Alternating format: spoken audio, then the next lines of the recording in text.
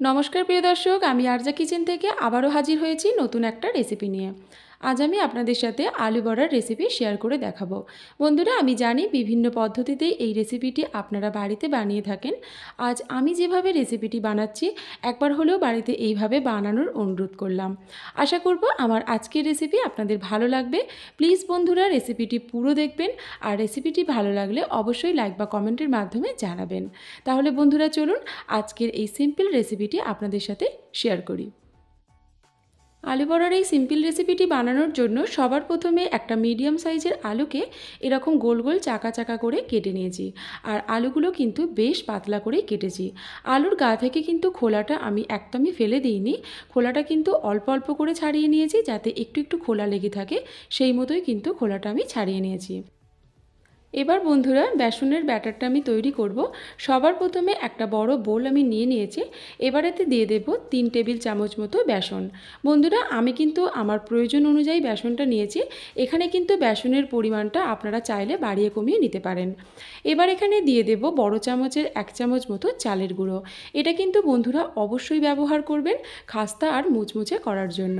এবারেতে দিয়ে দিলাম বন্ধুরা অল্প পরিমাণ জোয়ান। এখানে আমি কাঁচা জোয়ান ব্যবহার করেছি, জোয়ানটাও কিন্তু অবশ্যই দেওয়ার চেষ্টা করবেন। এবারেতে দিয়ে দিলাম খুব সামান্য পরিমাণ গুঁড়ো লঙ্কা।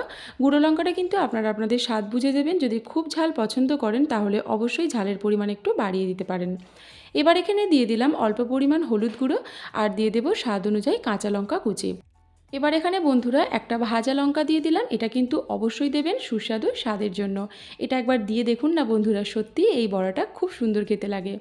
এবার এখানে দিয়ে দিলাম অল্প পরিমাণ ধনেপাতা কুচি। এখানে আমি 1 টেবিল চামচ মতো ধনেপাতা কুচি ব্যবহার করেছি। এবার এটাকে খুব ভালোভাবে মেখে নিতে হবে। দেখুন বন্ধুরা, এটা শুকনো অবস্থাতেই খুব ভালোভাবে মেখে নিলাম। এই মাখতে মাখতে বন্ধুরা এখানে এবার অ্যাড করে দেব স্বাদ মতো নুন। নুনটা কিন্তু আপনারা আপনাদের প্রয়োজন মতনই ব্যবহার করবেন। এখানে কিন্তু বন্ধুরা কোনোভাবেই চিনির ব্যবহার আমি করব না। একবার চিনি না দিয়ে ভেজে দেখুন, সত্যি ভালো লাগবে খেতে। এবার বন্ধুরা নুনটা দিয়ে খুব ভালোভাবে নাড়াচাড়া করে মিশিয়ে নেব।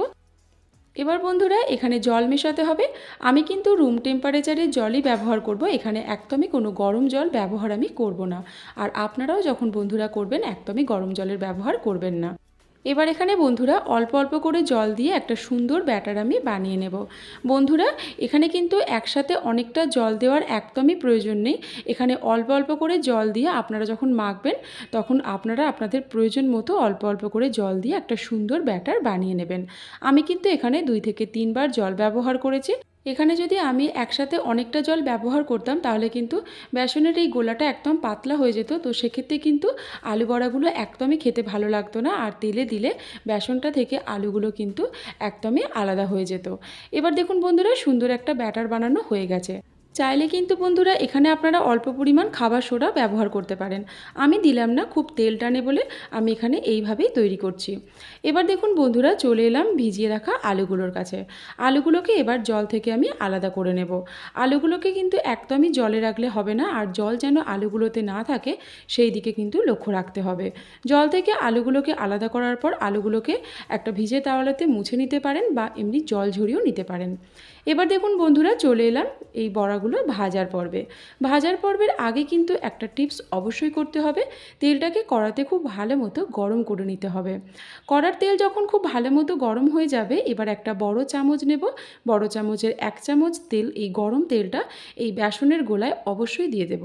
আমি যেহেতু এখানে খাবার সোডা ব্যবহার করছি না, তাই এই তেলটা দেওয়ার ফলে একদম মুচমুচে আর ক্রিস্পি আলু বড়া কিন্তু তৈরি হয়ে যাবে। দেখুন বন্ধুরা, এই ছোট ছোট টিপসেই অনেক রান্নার কিন্তু স্বাদ অনেকটা বাড়িয়ে দেয়। তো সেক্ষেত্রে বন্ধুরা এবার খুব ভালোভাবে এই গরম তেলটা দিয়ে ভালো করে মেখে নিলাম, যাতে খুব ভালো মতো ক্রিস্পি হতে পারে। এবার যে চাকা চাকা করে আলু আমি কেটে রেখেছিলাম, আলুগুলোকে বেসনের গোলায় খুব ভালোভাবে চুবিয়ে সুন্দরভাবে ভেজে নেব। আমি এখানে বন্ধুরা ডুবন্ত তেলে ভাজছি, তবে হ্যাঁ, আমার তেলের পরিমাণটা দেখে মনে হতেই পারে একদম অল্প। আমি এখানে ঘরোয়া পদ্ধতিতে করছি বন্ধুরা, তাই আমি এখানে খুব বেশি কিন্তু তেল দিই না। কিন্তু বন্ধুরা আমি যেভাবে তৈরি করেছিলাম স্বাদ কিন্তু অসাধারণ হয়েছিল।